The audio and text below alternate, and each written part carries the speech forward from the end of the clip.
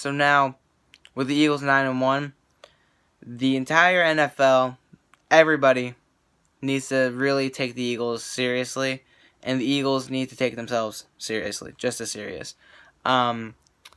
Because one thing to note about the past 3 out of their last 4 games, which have been San Francisco, Washington, and Dallas, and then the one I'm excluding, Denver, the Eagles have started off slow.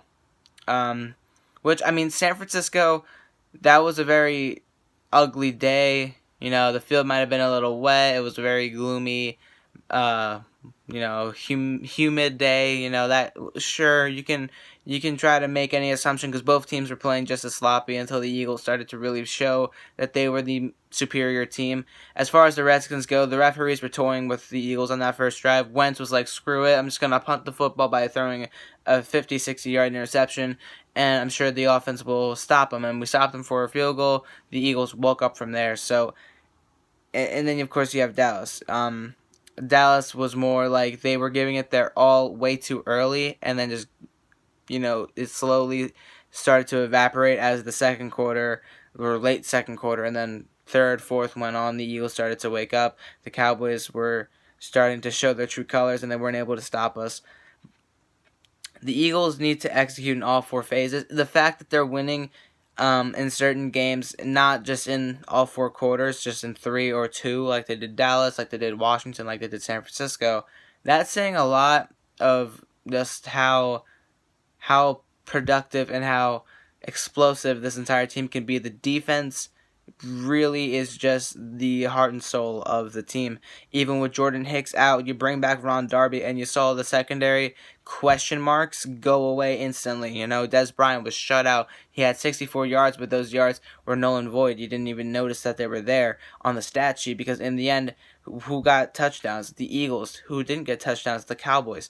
And then you had the week before, Denver, Denver, one of the better defenses, and the Eagles just completely dominated all phases of the game, which was very impressive. You had San Francisco and Washington before that.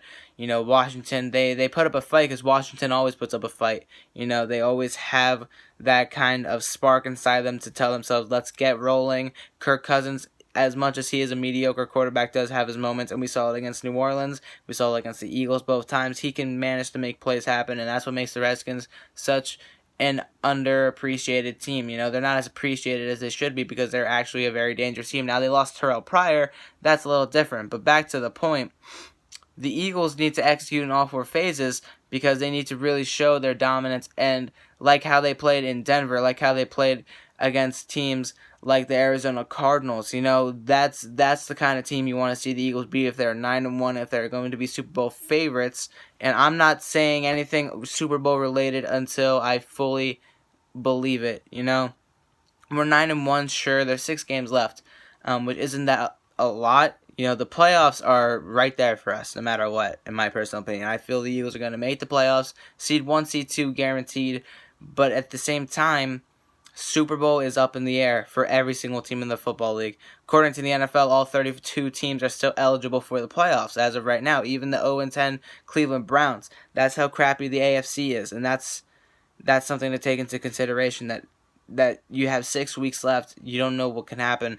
The Eagles need to really prove, especially not just against the Bears. The Bears, they have a pretty solid defense. No one can really say no at that.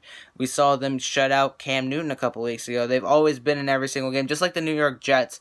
They're always in the game, but either can't find a way to win or the other team just outplays them to some certain degree and they just cannot win the football game. And I give both teams credit because they weren't expected to really amount to much. The Jets are 4-6 right now, I believe. And then, of course, the Bears, though they're 3-7, they don't feel like a 3-7 team to me. I feel like they're like a 5-5 team. I feel like they should be even because of how well they've played against certain teams, and they've beaten one of the better teams in the NFC and Carolina Panthers, like I mentioned earlier. So the Eagles really need to perform well against these certain teams. The Bears, that's kind of the game to get yourself warmed up and ready to go on all phases as you head out to Seattle for Sunday night, and then the Rams for 4:30. And then, of course, you go to MetLife to play the Giants. The Giants, they knocked off Kansas City, and Kansas City isn't the same team that beat the Eagles back in Week 2, sure, but you cannot count out any football team at this stage of the game, because this is when you really make the run for the playoffs. Teams can come back and bite you up the butt, and they can try to take away that spot from you by playing spoiler. The Eagles have done that in the past, numerous NFC East rivals in the past, and the Giants can do the same thing. And as far as the Cowboys won't be playing like that because they're going to be playing for a playoff spot within these next couple of weeks. They're only one game out of a Seed 6 wild card spot, so they're still in the nick of things. As much as we shut them out of the division, the Eagles still need to be on top of their game against teams like Seattle, who's still in the neck of things at 6-4 behind Atlanta because they got beat last night. The Rams, who did get exposed to a certain degree once they're up against a really stout defense that does not allow big time plays and stuff. And the Eagles shockingly haven't allowed those big time plays as much as they had done in previous years with the same dominant front seven.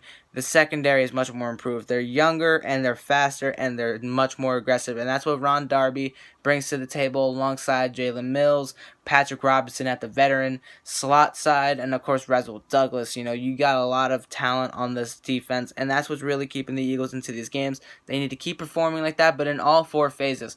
The fact that the Eagles did not allow a single touchdown to the Dallas Cowboys, and only allowed 9 points in the first half, that's what kept them in the game Sunday night, and that's what gave the Eagles offense a spark to win the game later on and shut them out 30-0. So in the end, you look at what is ahead of the Eagles. They need to perform in all four phases of the game if they want to be legit Super Bowl contenders. And right now they are Super Bowl contenders, Super Bowl favorites. That will be required. That you need to just perform as best as you can every single quarter. You can't be half and half. You can't be 3/4 one way and then 1/4 the other. You have to be consistent. And that's what I've loved, that they're 9-1 because they're consistent. But as a whole, in each every individual game, they need to perform better.